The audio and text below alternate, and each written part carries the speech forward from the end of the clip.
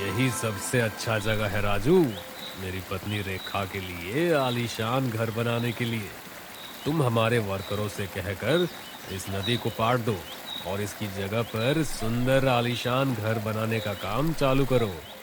गांव का सबसे अमीर बिल्डर विजय अपनी जान से भी प्यारी पत्नी रेखा के लिए नदी के ऊपर एक आलीशान घर बनवाना चाहता था, जहां वह उसके साथ अकेले प्यार के कुछ पल बिता सके। तभी एक साधु रोते बिलखते विजय के पास आता है। ऐसा मत कीजिए साहब, नदी को मत पाटिए। ये सारा वन और इसमें रहने वाले सभी पशु पक्षी इसी नदी पर ही आश्रित है। विजय गुस्से से अपनी लाल आंखें दिखाते हुए साधु से बोला, चुप कर भिखारी, तू जानता नहीं मैं कौन हूँ। मैं इस गांव का सबसे अमीर बिल्डर हूँ। अगर मैं चाहूँ तो तुझे अभी जेल में डलवा सकता हूँ। तू जानता नहीं, बड़े बड़े नेता वेताओं को मैं अपनी जेब में लेकर घूमता हूँ। साधु अपनी रट लगाए रहता है। विजय को एक तुच्छ साधु का ये दखल बर्दाश्त नहीं होता और वह उसी समय अपनी जेब से बंदूक निकाल उसके दोनों हाथों पर गोली चला देता है। साधु जोर से चीखता है। उसके दर्द भरी चीख से सारा वन गूंज उठता है।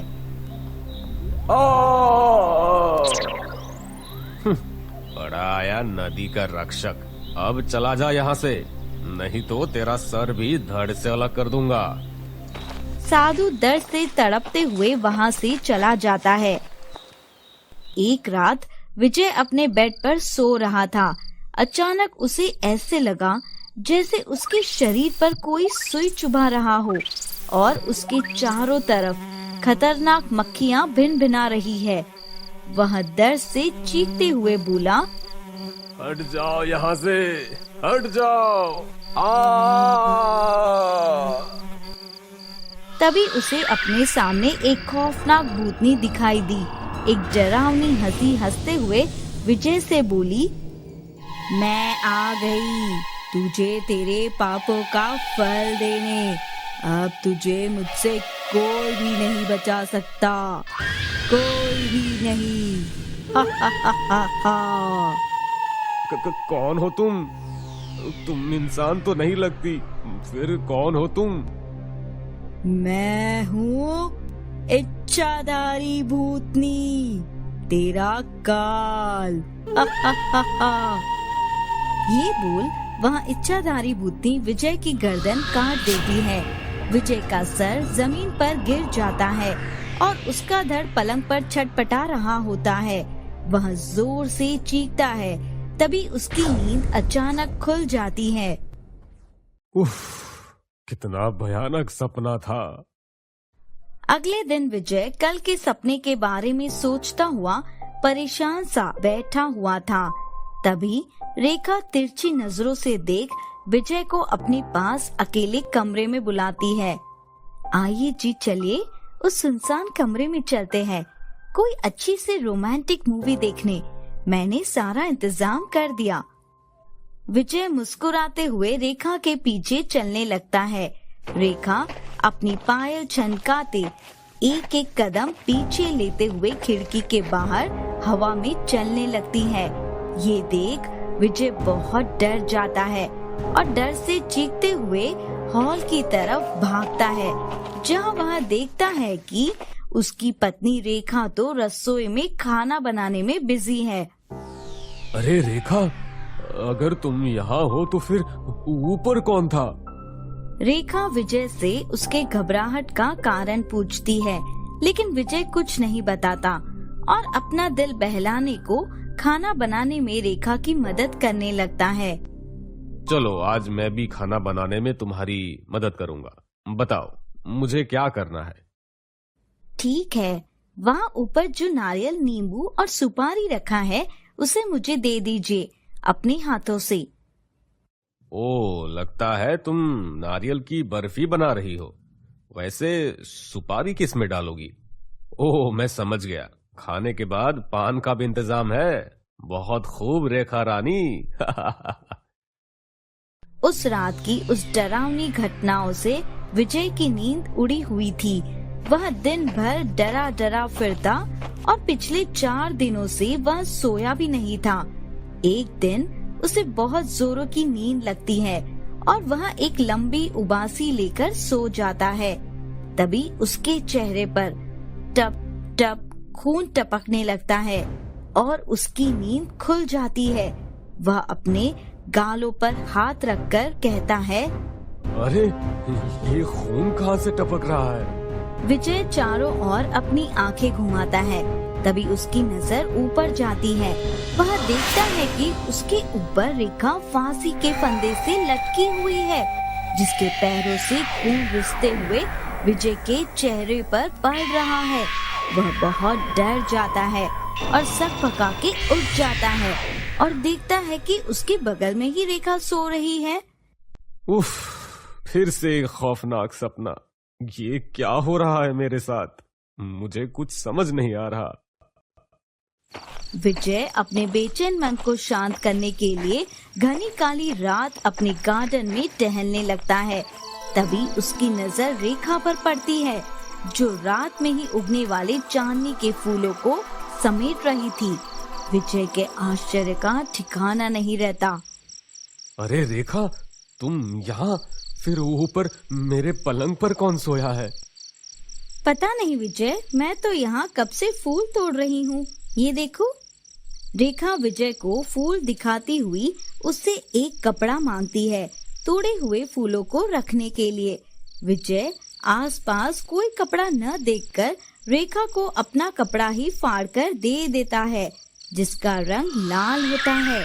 रेखा वह लाल कपड़ा पाकर बहुत खुश होती है और एक डरावनी हंसी हंसते हुए एक हवा के झोंके के साथ हवा में उड़ जाती है। हा हा हा हा हा हा हा हा हा हा। मैं हूँ इच्छाधारी भूतनी, तेरा काल। हा हा हा हा हा। विजय ये देख बहुत डर जाता है और चीखते हुए अपने कमरे में जाता है, जहाँ रेखा विजय के वही लाल कपड़े जो उसने गार्डन में दिए थे वहाँ ओढ़े सोई हुई थी। ये क्या हो रहा है मेरे साथ? अगर रेखा यहाँ है तो वहाँ कौन थी? मुझे हर जगह रेखा का छलावा क्यों दिख रहा है? विजय पलंग पर सो रही रेखा के चेहरे से वह लाल कपड़ा हटाता है। कपड़ा हटाते ही उसके होश उड़ जाते हैं। वह देखता है कि रेखा एक कंकाल में बदल चुकी है, जिनके ऊपर ढेर सारी मक्खियाँ भिनभिना रही है। विजय उसे उठाने की कोशिश करता है, लेकिन उसका हाथ रेखा के आर पार निकल जाता है। ये देख वह बहुत डर जाता है।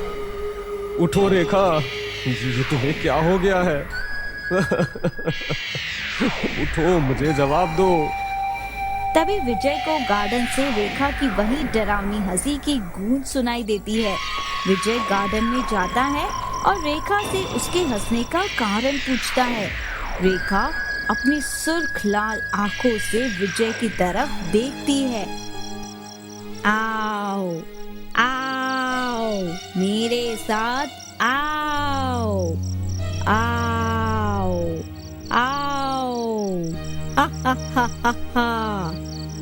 विजय को अचानक एक झटका लगता है और वह किसी कठपुतली की तरह रेखा के वशीभूत हो जाता है और उसके पीछे चलते चलते उसी नदी के पास वह शमशान में पहुंच जाता है, जहां वह देखता है कि वही साधु जिसे उसने गोली मारी थी, वह रेखा की वही लाश को जो कुछ देर पहले विजय के बेड पर थी, उसे अपने सामने रख इच्छाधारी भूतनी का मंत्र पढ़ रहा है। इच्छाधारी भूतनी आगच्छ वशात स्वाहा, इच्छाधारी भूतनी आगच्छ वशात प्रहरात स्वाहा। साधु के चारों ओर नींबू, नारियल, सुपारी और विजय का वही लाल कपड़ा था जो विजय ने रसोई और गार्डन में अपनी पत्नी रेखा को दिया था। विजय को देख साधु एक खौफनाक हंसी हंसता है और कहता है कि आ गया दुष्ट, आखिरकार इच्छाधारी भूतनी को मैंने अपने वश में कर ही लिया। अब तुझे मरने से कोई नहीं बचा सकता। मुझे माफ कर दो साधु महाराज, तुम जो कहोगे मैं वही करूंगा। तुम्हारी सारी कुटिया सोने चांदी से भर दूंगा। बस तुम मुझे और मेरी पत्नी रेखा को छोड़ दो, हमें जीवन दान दे दो प्लीज।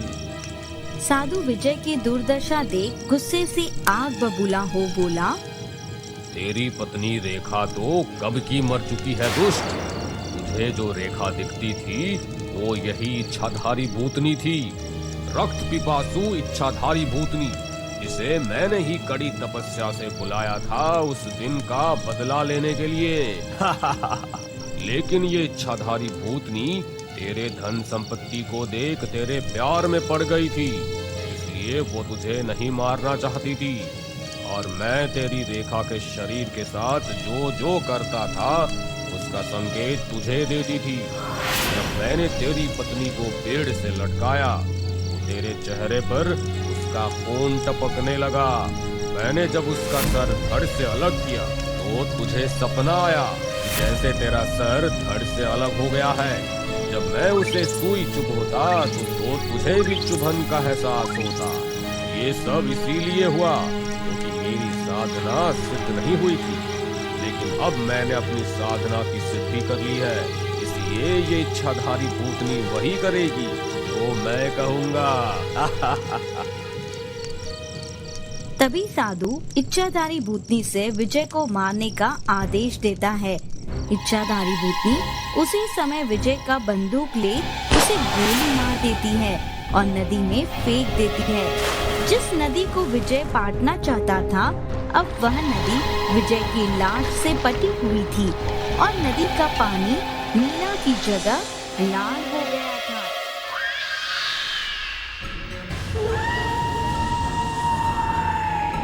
तो दोस्तों, जल्द ही मिलेंगे एक नई कहानी के साथ। तब तक आप अपना और अपनों का ख्याल रखें। खुश रहें।